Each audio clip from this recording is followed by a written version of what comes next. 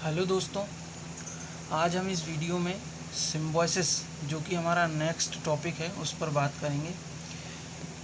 पिछले वीडियो में हमने HSAB प्रिंसिपल या HSAB theory, hard acid soft base theory जो पियर्सन ने दी थी उस पर चर्चा की। अकॉर्डिंग टू पियर्सन, जब हार्ड एसिड हार्ड बेस से रिएक्शन करता है तब एक स्टेबल कंपाउंड का फॉर्मेशन होता है। उसी प्रकार जब एक सॉफ्ट एसिड सॉफ्ट बेस से रिएक्शन करता है तो एक स्टेबल कंपाउंड का फॉर्मेशन होता है। सिम्बायोसिस के लिए हम यहाँ पर सपोज दो मॉलिक्यूल हैं, मॉलिक्यूल ए और मॉलिक्यूल बी।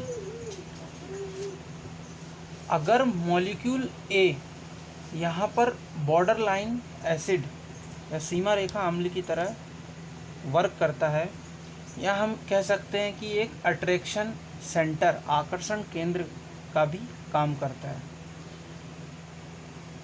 मॉलिक्यूल ए से 4 C अटैच हैं।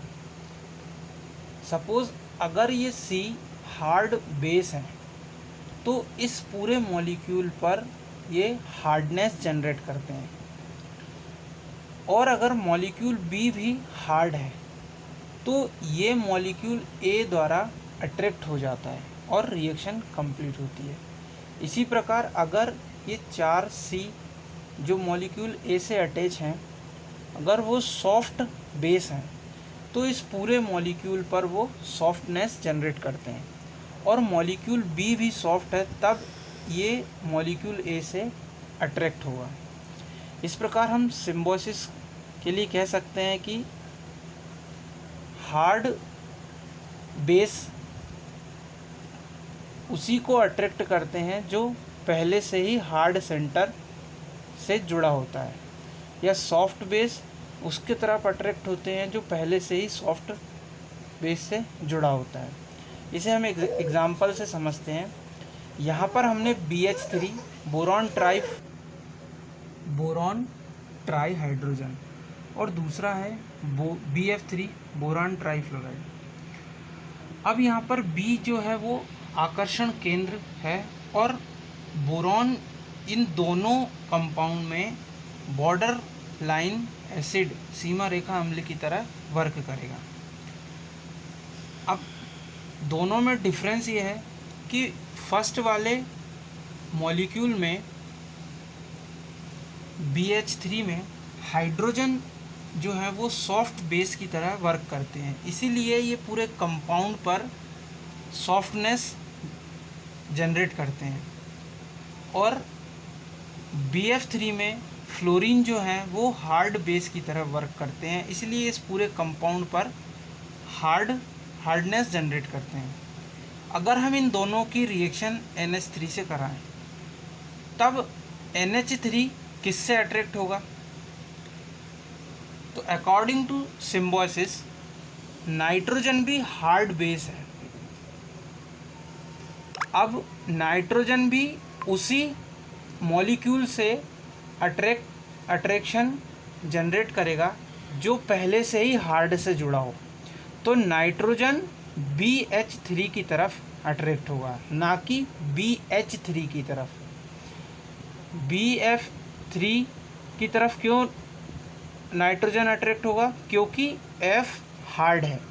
इसी तरह ये रिएक्शन कंप्लीट होती है, और BH3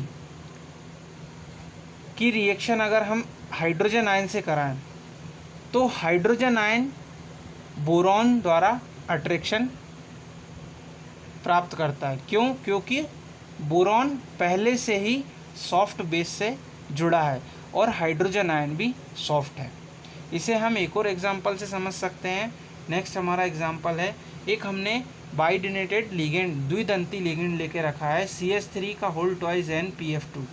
द्विदंती लिगेंड का मतलब होता है कि ऐसा लिगेंड जिसमें 2 डोनर मॉलिक्यूल प्रेजेंट होते हैं, या 2 डोनर दाता परमाणु प्रेजेंट हो। इस मॉलिक्यूल में नाइट्रोजन और फास्फोरस 2 एटम हैं जो डोनर का काम करते हैं। इसे हम थोड़ा मॉडिफाई करके इस प्रकार से लिख सकते हैं कि CH3NPF2। CH3 का होल ट्वाइस। अब जब हम इसकी रिएक्शन BH3 और अगर BF3 से कराएं तो कौन सा बोरॉन वाला मॉलिक्यूल नाइट्रोजन की तरफ अट्रैक्ट होगा और कौन सा मॉलिक्यूल फॉस्फोरस की तरफ अट्रैक्ट होगा, इसकी जानकारी हम सिम्बोसिस से आसानी से पता कर सकते हैं। कैसे कि नाइट्रोजन जो है वो हार्ड बेस है, तो ये उस परमाणु को अपनी तरफ अट्रैक्ट करेगा जो पहले से ही हार्ड बेस से जुड़ा हो, और फास्फोरस यहाँ पर सॉफ्ट बेस का काम करता है, तो ये उस परमाणु को अट्रैक्ट करेगा, उस मॉलिक्यूल को अट्रैक्ट करेगा जो पहले से ही सॉफ्ट से जुड़ा हो। यहाँ पर फ्लोरीन और हाइड्रोजन, हाइड्रोजन सॉफ्ट है और फ्लोरीन हार्ड है, तो BF3 नाइट्रोजन की तरफ अट्रैक्शन करता है और BH3 फॉस्फोरस की तरफ अट्रैक्ट होता है। इस प्रकार हम सिम्बोसिस की परिभाषा या डेफिनेशन दे सकते हैं। The tendency in which soft ligand combine with a metal ion already having soft ligand, मतलब सॉफ्ट लिगेंड उस मेटल आयन से कंबाइन होते हैं जो पहले से ही या ऑलरेडी